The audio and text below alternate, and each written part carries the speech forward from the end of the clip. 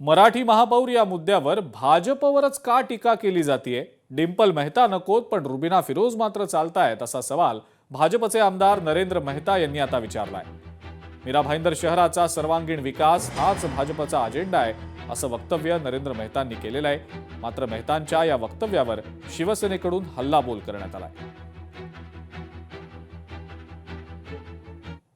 महापौर पदासाठी डिंपल विनोद मेहता, उपमहापौरसाठी ध्रुव किशोर पाटील। आता काही लोकांनी ह्याचा विरोध तयार केलं की भारतीय जनता पक्षाने मराठी महापौर दिलं नाही। मी सर्व मराठी माणसांचा आदर करतो, सन्मान करतो, महाराष्ट्रप्रती अभिमानच आहे, सन्मानच आहे, परंतु फक्त भारतीय जनता पक्षावर टीका टिप्पणी का? काँग्रेस आणि शिवसेनाने रुबिना फिरोज दिला त्याच्याबद्दल कोणी एक शब्द बोलत नाही। कोणाचं बहुमत आहे, कोण निवडून येईल हा नंतरचा भाग आहे, परंतु तुम्ही ज्यावेळी उमेदवारी अर्ज भरला तर फक्त भारतीय जनता पक्षाला टार्गेट केलं जातोय। आमचं आव्हान हेच आहे, उद्याच्या मोर्चाशी शिवसेनेचा काही संबंध नाही आणि शहरातल्या मराठी माणसाला आमचं हे आव्हान आहे की या शहरातल्या लोकांनीच हे नगरसेवक निवडलेले आहेत। आम्ही ठीक आहे विरोधात लढलो असेल, शिवसेना, भाजप, काँग्रेस, राष्ट्रवादी, मनसे वगैरे सगळे पक्ष आम्ही विरोधात लढलो असेल।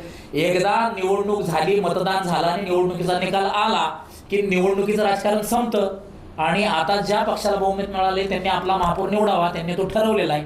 त्यामुळे आमचं हेच आव्हान आहे की उद्या जो महापौर बहुमताने जिंकून येईल त्याला आमच्या मनापासून शुभेच्छा।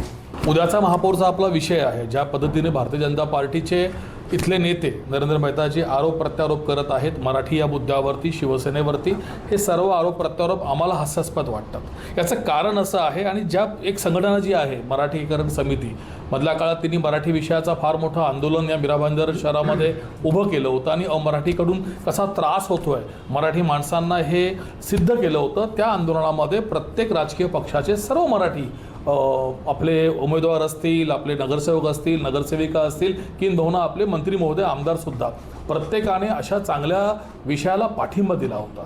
परंतु प्रत्येक वेळेला मराठीकरण समितीची भूमिका ही नेहमीच योग्य आणि चांगली असते, यातला भाग नाही आहे। दोन राष्ट्रवादी काँग्रेस पक्षांच्या विलीनीकरणाच्या संदर्भातल्या बातम्या आता आपण पाहूया। या वादाबाबत शरद पवार यांनी सूचक भाष्य केल्याचं समजतंय। चर्चेत नसणाऱ्यांना बैठकीबाबत काय माहिती असणार आहे असं अनौपचारिक चर्चेदरम्यान शरद पवार यांनी वक्तव्य केल्याची माहिती मिळतेय। या संदर्भात मंत्री छगन भुजबळ नेमकं काय म्हणतात आपण ते देखील पाहूया।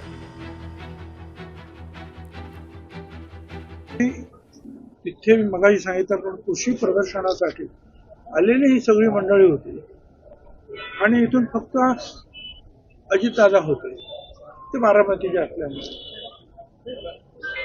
त्यामुळे आमच्यापैकी इतरांना कोणाला ते जाण्याचा प्रश्नच नव्हता ना।